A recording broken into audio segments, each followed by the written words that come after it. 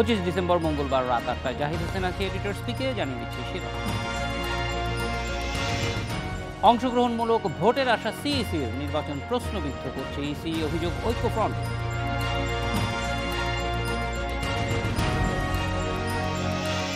পরাজয় নিশ্চিত জেনে নাশকতা বেছে নিয়েছে বিএনপি, জামাত, আওয়ামী লীগের অভিযোগ।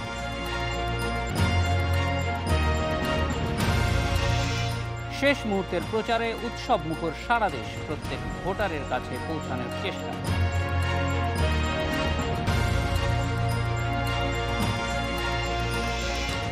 নির্বাচন অংশগ্রহণমূলক হবে বলে আশা প্রকাশ করেছেন প্রধান নির্বাচন কমিশনার KM নুরুল হুদা। সরকার ও নির্বাচন কমিশন নির্বাচন বানচালের চেষ্টা করছে বলে ঐক্যফ্রন্টের অভিযোগের প্রেক্ষিতে কথা বলেন তিনি। বিকেলে রাজধানীর টিকাটুলিতে ইভিএম পরিচালনা কার্যক্রম পরিদর্শনকালে সিইসি বলেন, ইভিএম এর মাধ্যমে ভোট গ্রহণ কার্যক্রম অনেক সহজ হবে। দুপুর 12টায় জাতীয় ঐক্যফ্রন্টের প্রধান ডক্টর কামাল হোসেনের নেতৃত্বে একটি প্রতিনিধি দল বৈঠক করেন নির্বাচন কমিশনের সঙ্গে। 1.5 ঘন্টার বেশি সময় বৈঠকের পর তা অসমাপ্ত রেখেই বেরিয়ে আসেন ঐক্যফ্রন্টের নেতারা। সিদ্ধান্ত তো আমরা বলেছি যে এখন জনগণ নেবে। পরে সংবাদ ব্রিফিংয়ে বিএনপি মহাসচিব অভিযোগ করে বলেন, সরকার ও ইসি এখন একজোট, সেনাবাহিনী মোতায়েন করা হলেও তাদেরকে মাঠে নামানো হচ্ছে না বলেও অভিযোগ করেন তিনি। তবে ফাঁকা মাঠে কাউকে গোল দিতে দেয়া হবে না বলেও মন্তব্য করেন তিনি। সরকার, নির্বাচন কমিশন যৌথভাবে এই নির্বাচনকে বানচাল করার চেষ্টা করছে। কারণ হচ্ছে যে নির্বাচন ন্যূনতম পরিবেশ তারা সৃষ্টি করতে পারছে না। নির্বাচন কমিশনকে আমরা যখন জানিয়েছি, দুর্ভাগ্যজনকভাবে প্রধান নির্বাচন কর্মকর্তার কাছ থেকে আমরা সেই ধরনের কোনো আচরণ পাইনি যে তিনি এটাতে কোনো গুরুত্ব দিচ্ছেন। বিকেলে সাংবাদিকদের এক প্রশ্নের জবাবে প্রধান নির্বাচন কমিশনার বলেন, ইসি মনে করে নির্বাচন অংশগ্রহণমূলক হবে। স্যার, নির্বাচনটা কি অংশগ্রহণমূলক হবে কিনা নাকি শেষ? অবশ্যই অংশগ্রহণ, সবাই অংশগ্রহণ করছে, কিন্তু সেটা কি অংশগ্রহণমূলক পর্যায়ের অবস্থায় আছে কিনা আপনারা শেষ? এর আগে রাজধানীর টিকাটুলিতে একটি কেন্দ্রে ইভিএমে ভোট নেওয়ার প্রস্তুতি কার্যক্রম পরিদর্শন করে সন্তোষ জানান CEC. Asma Mita, Independent News, Dhaka. সিইসির আশা এবং ঐক্যফ্রন্টের অভিযোগ বিষয়ে কথা বলতে বিএনপির কেন্দ্রীয় কমিটির সদস্য তাবিথ আউয়াল এবং মাগুরা 1 আসনে আওয়ামী লীগের প্রার্থী সাইফুজ্জামান শিখর আছেন আমাদের সঙ্গে। কথা বলবো তাদের সঙ্গে। স্বাগত তাবিথ আউয়াল, সাইফুজ্জামান শিখর। তাবিথ, প্রথমেই জানতে চাই যে নির্বাচনের প্রচারণা এখন একদম শেষ পর্যায়ে চলে এসেছে, প্রচারণাটা কেমন দেখছেন? বিশেষ করে ঢাকার প্রার্থীদের কি ধরনের সমস্যার মুখোমুখি হচ্ছে বলে আপনার মনে হয়? ধন্যবাদ ইন্ডিপেন্ডেন্ট টেলিভিশনকে। নির্বাচন অবশ্যই নামে অবশ্যই বলতে হবে একটা প্রক্রিয়া হচ্ছে, কিন্তু নির্বাচনের প্রার্থীদেরকে যে সুযোগ সুবিধা দেওয়া হয় বা যে একটা উৎফুল্ল পরিবেশ আমরা বিগত দিনগুলো দেখে এসেছি, খালি ঢাকা নয় পুরো দেশেই কিন্তু এরকম কোনো পরিবেশ আমরা দেখছি না। এবং নির্বাচন কমিশন আজ পর্যন্ত ব্যর্থ হয়েছে ওরকম একটা সুস্পষ্ট নির্বাচন পরিবেশ তৈরি করার জন্য এবং বজায় রাখার জন্য। নির্বাচন কমিশনের দায়িত্বটা সব ক্ষেত্রেই আমরা আপনাদের দিক থেকে শুনছি যথাযথভাবে পালন করতে পারছেন না, কিন্তু এইটা মনে করেন অফিসিয়ালি নির্বাচন কমিশনকে যে অভিযোগগুলি জানানো হচ্ছে সুনির্দিষ্ট ঘটনার উল্লেখ করে, সেইটার ডকুমেন্টেশন কি করা হচ্ছে যাতে নির্বাচন কমিশন যে উদ্যোগ নিচ্ছেন না তাদের যে দিক থেকে ব্যর্থতা আছে সেটি আপনারা চিহ্নিত করে ভোটারদেরকে জানাতে পারেন? ধন্যবাদ। এটা তো বলার অপেক্ষায় থাকে না। আমাদের ইতিমুহূর্তে হয়তো 1000-এর চেয়ে বেশি অভিযোগ নির্বাচন কমিশনের কাছে আমরা দাখিল করেছি সেন্ট্রালি। আর নিয়মিত রিটার্নিং অফিসারদের কাছে বিভিন্ন কনস্টিটিউয়েন্সিতে নিয়মিত অভিযোগ করাই হচ্ছে। পোস্টার ছিঁড়ার থেকে শুরু করে মামলা এবং পুলিশের থেকে হামলা, কিছু দলীয় ক্যাডারদের থেকে। কিন্তু মানে হাস্যকরজনক জায়গা হলো যে যে কোনো একটা অভিযোগও কিন্তু ব্যাপারে নির্বাচন কমিশন কোনো স্বতঃস্ফূর্ত পদক্ষেপ নেয় নাই। ওরা খালি কাগজ গ্রহণ করে থাকে। মিডিয়ার মাধ্যমে অনেক সময় বলে ভালো নির্বাচন হচ্ছে, অংশগ্রহণ নির্বাচন হচ্ছে, ওদের মন মতো নির্বাচন হচ্ছে, কিন্তু লিখিতভাবে যেই অভিযোগগুলি করা হয়েছে নির্বাচন কমিশন একটা অভিযোগের ব্যাপারেও কিন্তু স্বতঃস্ফূর্তভাবে আইনিভাবে এবং দায়িত্ব নিয়ে এই অভিযোগগুলো না খতিয়ে দেখেছে, না এগুলোর ব্যাপারে কোনো সুস্পষ্ট জবাব এখনো পর্যন্ত কারো মাধ্যমে বা কারো কাছে পেশ করেছে। তাবিতাওয়াল, আমরা নির্বাচনের শুরুর দিকেই দেখেছি যে নির্বাহী ম্যাজিস্ট্রেট অন্তত প্রত্যেকটা আসনে 2 জন করে বা কাছাকাছি ম্যাজিস্ট্রেটকে প্রশিক্ষণ দেওয়া হয়েছে যেন নির্বাচনী আচরণবিধি বা অন্যান্য বিষয়গুলি তারা দেখে। ফলে তাদেরও তো প্রোঅ্যাক্টিভলি কিছু দেখার কথা, শুধুমাত্র নির্বাচনের অংশগ্রহণকারী প্রার্থীদের অভিযোগের ভিত্তিতে নয়। সেই রকম কোনো প্রোঅ্যাক্টিভ বিষয় বা প্রোঅ্যাক্টিভ না হোক, তাদের কাছে অভিযোগ জানানোর পরে কোনো ধরনের পদক্ষেপ নেওয়া হচ্ছে, এরকম কোনো উদাহরণ আপনারা পেয়েছেন কিনা?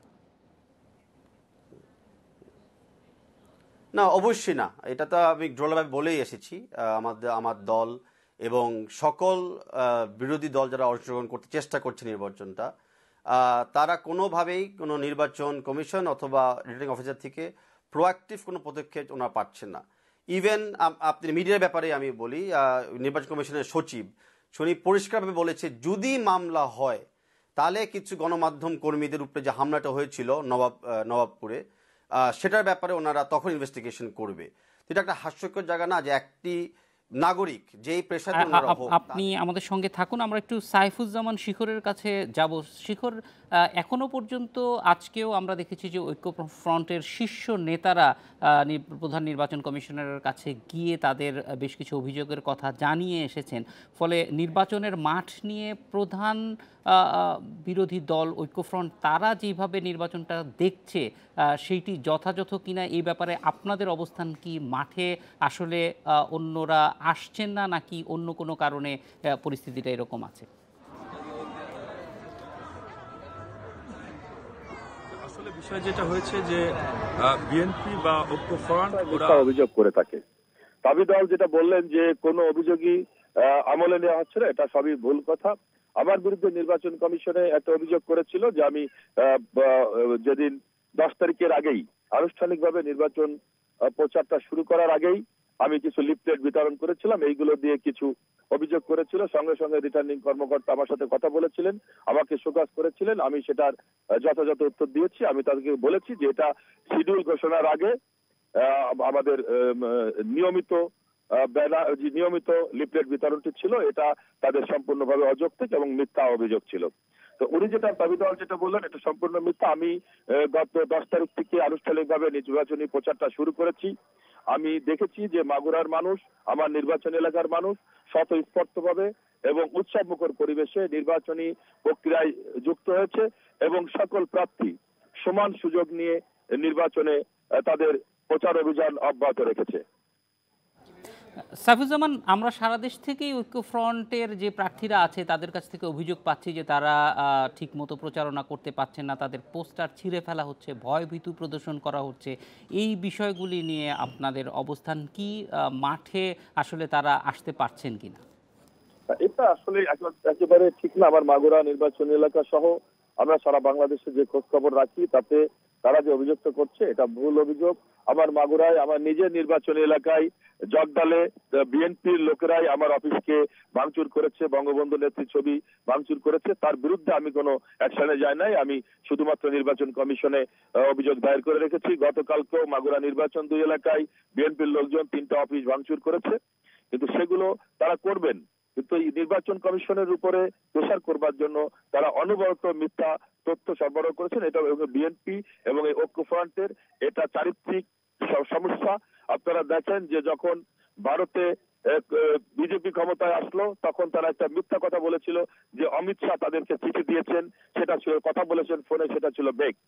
ওরা বলেছিল যে ইউরোপিয়ান ইউনিয়নের কয়েকজন এমপি তাদের কাছে চিঠি পাঠিয়েছে, করেছে, সেটাও পরবর্তীতে দেখা গিয়েছে তারা বলেছেন এগুলো বেক।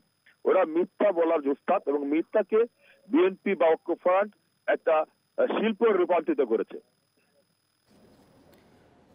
সাইফুজ্জামান, আমাদের কাছেও যেগুলি তথ্য আসছে তাতে আমরা দেখছি যে নির্বাচনী প্রচারণায় ঐক্যফ্রন্টের প্রার্থীরা অনেক কম দেখা যাচ্ছে এবং তাদের পোস্টার অনেক কম দেখা যাচ্ছে। এইটি কি কারণে মনে করেন?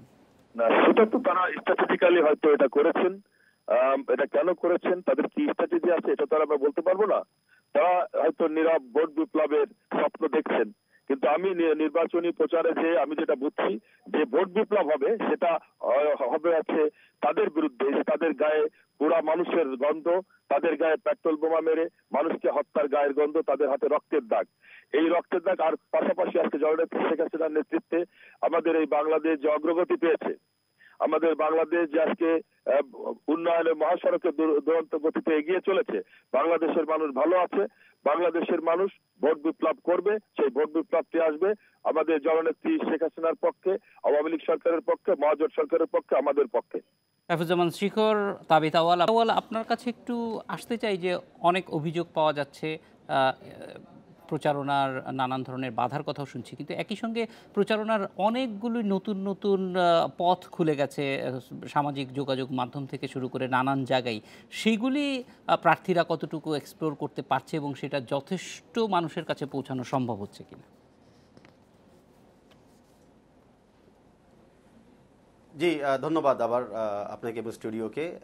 প্রথমে যে বাধার কথা আমরা বলেছিলাম সেগুলা তো খালি নির্বাচনের নর্মাল বাধা না, এখানে তো ফিজিক্যাল বাধা হচ্ছে। অলরেডি আমাদের কিছু অ্যাক্টিভিস্ট নিহত হয়েছে, এবার প্রথমবারের মতো বিপ্লব দলের ক্যান্ডিডেটরা আহত হয়েছেন ডাইরেক্ট অ্যাটাক কিছু দলীয় ক্যাডার এবং পুলিশের মাধ্যমে। আর যেটা আপনি বলতেছেন অনলাইন সোশ্যাল মিডিয়া, এখানে তো নিশ্চয়ই এটা একটা নতুন প্রচার, সবার জন্যই ইকুয়াল হওয়া উচিত ছিল, দরকার ছিল। তবে লক্ষ্য করে দেখেন এখানেও কিন্তু সরকারি মহল পিছিয়ে নেই। ওনারা ব্যাপক রকমের সোশ্যাল মিডিয়া এবং অনলাইন পোর্টাল ব্লক করে দিচ্ছে। ইতিমুহূর্তে 100টার চেয়ে বেশি কিন্তু পোর্টাল ব্লক হয়ে গেছে। আমার ব্যক্তিগত ফেসবুক সাইট, যেটাতে আমি ব্যবহারও খুব কম করি, সেটাও কিন্তু ওনারা ব্লক করে দিয়েছে। তো এই যে নিজেদের জায়গাটাকে যেখানে জনগণের থেকে ওরা সরে গেছে, সেটাকে রক্ষা রাখার জন্য যে এরকম অপব্যবহার করা হচ্ছে ক্ষমতার, আমরা বুঝতে পারছি যে এই জিনিসটাতেও আসলে একই রকম পরিস্থিতি নেই। সাইফুজ্জামান শিখর, আপনার কাছে একটু আসতে চাই যে প্রচারণার ক্ষেত্রে ফিজিক্যালি অনেক চ্যালেঞ্জের কথা বলা হচ্ছে ঐক্যফ্রন্টের প্রার্থীদের পক্ষ থেকে, এবং একই সঙ্গে সোশ্যাল মিডিয়াতেও কিছু কিছু বাধার সম্মুখীন হচ্ছেন। আপনার কাছে কি মনে হয় একজন প্রার্থী হিসেবে সব প্রার্থীরা সমানভাবে আসলে প্রচারণা করতে পারছেন? যদি না পারার অভিযোগগুলি আসে সেগুলি নিয়ে আপনারা খোঁজ খবর নিচ্ছেন কিনা, যে একই সঙ্গে যেহেতু আপনারা প্রার্থী আছেন অন্যরা ঠিক মতো পারছেন না কেন? ধারণা যে সকলেই সমান সুযোগ পাচ্ছে। আর ফিজিক্যাল অ্যাসাল্টের বা নিহতের কথা উনি যেটা বললেন, এটা আপনি নিজেই পরিসংখ্যানটা বের করে তো দেখিয়ে দেন যে আমাদের কয়টা লোককে তারা মেরেছে পর্যন্ত। আর যে সোশ্যাল মিডিয়ার কথা যেটা বললেন, সেটা যদি পজিটিভ প্রচার হয় বা পজিটিভ প্রচার থাকে, সেখানে কোনো সামাজিক যোগাযোগ মাধ্যমে ব্লক করবে এটা আমরা বিশ্বাস করি না। কারণ এই ডিজিটাল বাংলাদেশটা গড়া আমাদের অঙ্গীকার ছিল এবং সেই ডিজিটাল বাংলাদেশটা আমরা গড়েছি। আপনারা জানেন যে আমাদের নেত্রী জননেত্রী শেখ হাসিনা 2008 নির্বাচনের আগে ডিজিটাল বাংলা গড়ার উনি অঙ্গীকার করেছিলেন, ওনারা তখন পরিহাস করেছিলেন। কিন্তু আজকে আমাদের নতুন প্রজন্মের নেতা সজীব ওয়াজেদ জয়ের কারণে আমরা যে ডিজিটাল বাংলাদেশ পেয়েছি, আমার মনে হয় যে আমরা সকলে সেই সুযোগটি দিয়ে যাতে পজিটিভলি আমরা ব্যবহার করি, তাহলে কোনো সমস্যা হওয়ার কথা না। তাবিথ আউয়াল, এইখানে একটু মানে অল্প সময়ে একটু জানতে চাই যে ডিজিটাল মিডিয়ার ব্যবহারটা, বিশেষ করে নতুন ভোটার আমরা জানি প্রায় 2.5 কোটির কাছাকাছি, তাদেরকে কিভাবে অনুপ্রাণিত করছে এবং এইটা আসলে তাদের কাছে পৌঁছানোর একটা ভালো মাধ্যম কিনা? ধন্যবাদ। আপনি তো আমাকে অল্প সময় দিচ্ছেন বারে বারে, তবে আমি খুব তাড়াতাড়ি বলতে চাচ্ছি যে না, এটা খালি তরুণদের জন্য না, এটা আমি মনে করি পুরো বাংলাদেশ নাগরিক এবং বাংলাদেশের বাইরে মহলের জন্য এটা একটা আসলে ফিউচারিস্টিক প্রচার। সোশ্যাল মিডিয়া, অনলাইন মিডিয়া, এটাই এখন প্রযুক্তির যুগ। এগুলাকে ব্যবহার করে আমাদের উচিত আগামী দিন রাজনীতিগুলা করা এবং আমাদের প্রচারগুলা করা। কিন্তু সেখানে যদি আমরা কালো আইন, ডিজিটাল সিকিউরিটি অ্যাক্টের মতো আইন ব্যবহার করি, সেখানে যদি আমরা বিভিন্ন জায়গায় বলি যে ডাটা রেট আমরা কমিয়ে দিব, বা ইলেকশনের দিন আমরা কোনোভাবে কোনো প্রচার, ভিজুয়াল হোক বা অডিও হোক, প্রচার করতে দিব না, তাহলে তো এটা আমাদের প্রযুক্তির যে একটা পলিসি ছিল সংঘর্ষণ হয়ে যাচ্ছে, কন্ট্রাডিক্টরি হয়ে যাচ্ছে। তো আমাদের আগে নীতিগত সিদ্ধান্ত নিতে হবে যে আসলে আমরা কি সবার জন্য লেভেল প্লেইং ফিল্ড চাই কিনা, সবাইকে সব প্রযুক্তি ভালো ব্যবহার করতে দিতে চাই কিনা, নাকি খালি একটা সাইফুজ্জামান শিখর, আপনাদের দুজনকে অনেক ধন্যবাদ আমাদের সঙ্গে যোগ দেওয়ার জন্য। নির্বাচনের প্রচার নিয়ে কথা বলতে আমাদের সঙ্গে আছেন সিলেট জেলা বিএনপির সাংগঠনিক সম্পাদক ইমরান আহমেদ চৌধুরী এবং রাজশাহী মহানগর আওয়ামী লীগের সাধারণ সম্পাদক ডাবলু সরকার। ইমরান আহমেদ, আপনার কাছে একটু জানতে চাই যে প্রচারণার প্রায় শেষ পর্যায়ে চলে এসেছে, নির্বাচনের একদম শেষ মুহূর্তে প্রচারণা কেমন দেখছেন? প্রার্থীরা ভোটারদের কাছ থেকে কী রকমের প্রতিক্রিয়া পাচ্ছেন? ধন্যবাদ আজকে আমাকে আমন্ত্রণ জানানোর জন্য। আসলে প্রচারণার ব্যাপারে যে প্রশ্নটি আপনি করছেন সেটা আপনি নিজেই দেখতে পাচ্ছেন। গতকালকে একদিনেই আমাদের প্রায় অর্ধশতাধিক প্রার্থীর উপর হামলা হয়েছে, রক্তাক্ত হয়েছে। আমাদের এক প্রার্থীকে অত্যন্ত আশঙ্কাজনক অবস্থায় ঢাকা হেলিকপ্টারে পাঠানো হয়েছে। আজকে আমাদের স্থায়ী কমিটির সদস্য গয়েশ্বরচন্দ্র রায়সহ আরও অনেক প্রার্থী আজকেও আহত হয়েছেন। এই যে অবস্থা, এই অবস্থায় প্রচারণা কতটুকু হবে না হবে সেটা আমার বিশ্বাস আপনারা সারা দেশের খবর রাখেন। তার ব্যতিক্রম না আমাদের সিলেটও। এই সিলেট অঞ্চলে আপনি জানেন গতকালকে আমাদের সিলেট সদরের এমপি জনাব খন্দকার আব্দুল মুক্তালির সাহেব উনাকে এমনভাবে প্রশাসন এমনভাবে প্রেসারাইজ করেছে, উনি বাধ্য হয়ে বলছেন যে আমি গ্রেফতার আতঙ্কে ভুগছি। কারণ হচ্ছে প্রশাসনের এই যে স্টিম রুলার সেটা কিন্তু প্রচারণায় প্রচুর বিএনপিকে অত্যন্ত প্রচারের দিক দিয়ে এবং লেভেল প্লেইং ফিল্ডের দিক দিয়ে আমাদের প্রতি যে অবিচার করা হচ্ছে সেটা কিন্তু দেশের মানুষ দেখতে পাচ্ছে। তার পাশাপাশি সিলেটের মানুষও দেখতে পাচ্ছে। সিলেটের প্রতিটি আসনগুলোতে যেভাবে আপনি আমাদের সঙ্গে থাকুন, আমরা একটু ডাবলু সরকারের কাছে যেতে চাই। ডাবলু সরকার, প্রচারণার দুই রকম মাধ্যম থাকে, একটা হচ্ছে যে আমার প্রতিপক্ষরা কি কারণে ভোট পাবেন না, আর একটা হচ্ছে আমি কেন ভোট পেতে পারি। আমি আসলে দ্বিতীয় পক্ষের বিষয়টাই জানতে চাই যে কেন নৌকার পক্ষে ভোট দিবে, সেই বিষয়টা কি বার্তা আপনারা মানুষের কাছে পৌঁছাচ্ছেন? জি, ধন্যবাদ আপনাকে। আসলে দেখুন, মাননীয় প্রধানমন্ত্রী জননেত্রী শেখ হাসিনা এই 10 বছরে বাংলাদেশের মানুষের কাছে যে কমিটমেন্ট তিনি করেছিলেন দুইটি নির্বাচনী ইশতেহারে, তার অনেক অংশেই কিন্তু তিনি সেগুলো কাজ করেছেন। আজকে প্রান্তিক পর্যায় পর্যন্ত গ্রামগঞ্জেও আজকে মানুষ কিন্তু তার সেবা পেয়েছেন। আজকে আমরা কিন্তু মানুষকে বলছি যে আপনারা কমিউনিটি ক্লিনিকের মাধ্যমে 33 প্রকারের ওষুধ কি ফ্রি পাচ্ছেন? তারা বলছে হ্যাঁ আমরা ফ্রি পাচ্ছি। আমরা মানুষকে বলছি আপনারা কি বয়স্ক ভাতা, বিধবা ভাতা এগুলো পাচ্ছেন? তারা বলছে হ্যাঁ আমরা পাচ্ছি। আমরা মানুষকে বলছি যে সারা বাংলাদেশে যে 1,40,00,000 ছাত্রছাত্রীকে তাদের মায়েদের মোবাইলে উপবৃত্তির টাকা পৌঁছে দিচ্ছেন মাননীয় প্রধানমন্ত্রী, এটি কি আপনারা পেয়েছেন? তারা বলছে হ্যাঁ আমরা পেয়েছি। তাহলে কি আপনারা নৌকার পক্ষে রায় দিবেন? তারা বলছেন হ্যাঁ আমরা নৌকার পক্ষে রায় দিব। এই কারণেই দিব যে আমরা উন্নয়নের ছোঁয়াটা আমরা পেয়েছি। আজকে প্রান্তিক পর্যায়ে গ্রামগঞ্জে পর্যন্ত আজকে কিন্তু আর গরুর গাড়ি চলে না। আজকে কিন্তু আপনার সকলে কিন্তু রিস্কায় যোগে নিশ্চিন্তে একবারে পাকা রাস্তা দিয়ে তারা কিন্তু তাদের বাসায় পৌঁছে যেতে পারছে। এই সুযোগ সুবিধাগুলো পেয়েছে এবং আমাদের রাজশাহীতে বিশেষ করে 10 বছরে যে কর্মসৃষ্টি হয়েছে, 10 বছরে যে উন্নয়ন হয়েছে, সেই উন্নয়নের দিক থেকে তাকিয়ে কিন্তু মানুষ কিন্তু আজকে নৌকার পক্ষে তারা রায় দিবে, এটি তারা একেবারে নিশ্চিতভাবে তারা এটি গ্রহণ করেছেন এবং সেটি 30 তারিখের প্রকাশ হবে। আর আমার কাছে যেটি মনে হয়েছে, নতুন করে 10 বছরে আমাদের যারা বিরোধী পক্ষ যারা ভোট করছেন ধানের শীষ নিয়ে, তাদের কিন্তু জনগণের কাছে কোনো কিছু বলার কিন্তু সরকার বা আওয়ামী লীগ সরকার, আমরা একটা বিরতিতে যাব। ইমরান আহমেদ চৌধুরী, আপনার কাছে এসে এই বিষয়টাই একটু জানতে চাইব যে বিএনপির পক্ষ থেকে জনগণের কাছে কোন বার্তাগুলি দেওয়া হচ্ছে, কেন জনগণ ধানের শীষে ভোট দিবে মনে করছেন, বা জনগণের কি কারণে ধানের শীষে ভোট দেওয়া দরকার, সেই বিষয়গুলি কি বার্তা তাদের কাছে পৌঁছাচ্ছেন? চৌধুরী, যেটি জানতে চাচ্ছিলাম যে ভোটারদের কাছে ধানের শীষের পক্ষে ভোট চাওয়ার ক্ষেত্রে আপনারা কোন বিষয়গুলিকে প্রাধান্য দিচ্ছেন? ধন্যবাদ। আপনারা জানেন ধানের শীষ হচ্ছে আমাদের শহীদ জিয়াউর রহমানের প্রতীক, দেশনেত্রী বেগম খালেদা জিয়ার প্রতীক। ধানের শীষ আমার প্রিয় নেতা তারেক রহমানের প্রতীক, দেশের জনগণের অন্তরের প্রতীক হচ্ছে, হৃদয়ের প্রতীক হচ্ছে ধানের শীষ। ধানের শীষ আজকে দেখেন উন্নয়নের যে মূল ভিত্তি সেটা হচ্ছে গণতন্ত্র। ধানের শীষে ভোট দিলে এই দেশে গণতন্ত্র প্রতিষ্ঠিত হবে, দেশের মানুষের ভোটাধিকার নিশ্চিত হবে। আমরা যেটার জন্য সংগ্রাম করছি, আজও সংগ্রাম করছি, এদেশের লক্ষ লক্ষ আমাদের নেতাকর্মী জনগণ আজকে কারাগারে ধরে নিয়ে আসা হচ্ছে এই ভোটাধিকার প্রয়োগের সংগ্রামের সাথী হিসাবে। সুতরাং দানের শীর্ষে ভোট দিলে সেই গণতন্ত্র প্রতিষ্ঠিত হবে, সেটাই আমাদের প্রধান, ভোটাধিকার নিশ্চিত হবে, সেটাই আমাদের প্রধান বক্তব্য। পাশাপাশি এই যে ব্যাংক লুট হয়েছে, লক্ষ লক্ষ কোটি টাকা এই সরকার লুট করেছে, শত শত মানুষকে গুম করেছে, খুন করেছে, বাংলাদেশকে সেই সব থেকে পরিহার করে বাংলাদেশ একটি শান্তি সমৃদ্ধির দেশ হিসাবে বিএনপি প্রতিষ্ঠিত করবে, সেটাই আমাদের দানের শীষের মূল লক্ষ্য। ব্যাংক লুটের টাকাগুলো আবার দেশে ফেরত নিয়ে আসবে, ব্যাংক লুট বন্ধ করবে, সেগুলোই আমাদের দানের শীষের মূল লক্ষ্য।